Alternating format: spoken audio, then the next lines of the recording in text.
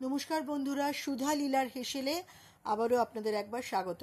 এখন যেরকম বৃষ্টি পড়ছে সেরকমই ঘরে ঘরে জ্বর হচ্ছে। তো জ্বরের সময় একটা দারুণ রেসিপি আপনাদের বলে দিচ্ছি, যেটা ছোট বড় সকলেরই ভালো লাগবে, কারণ মুখে স্বাদ আসবে।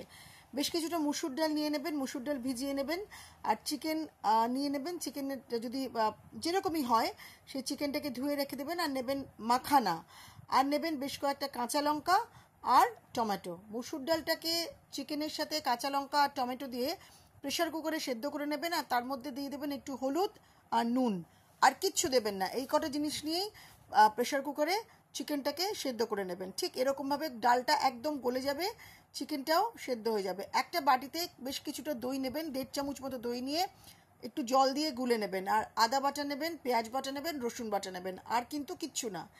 এবারে সাদা তেলের মধ্যে দেখুন আমি যে গরম মশলাটা নিয়েছি তাতে গোটা গোটা লবঙ্গ, দারচিনি, এলাচ, গোলমরিচ যেন অবশ্যই থাকে, সর্দি ছেড়ে যায়, দিয়ে ফোড়ন দেবেন। দিয়ে তারপরে আদা বাটা, পেঁয়াজ বাটা, রসুন বাটা দিয়ে নাড়িয়ে নেবেন।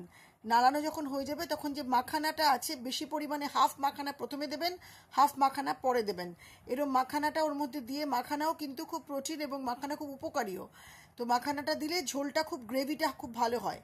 এই যে এরকম হবে, দিয়ে দেবেন। এবার যখন হয়ে যাবে মাংসটাও দিয়ে দেবেন, ডালটা, মাখন দেবেন একটা কি দুটো কিউব, আর বেশ কিছু ধনেপাতা দেবেন, দিয়ে নামিয়ে নেবেন। নামিয়ে বেশ কিছু গোলমরিচ দিয়ে দেবেন, অনেকটা গোলমরিচ দেবেন।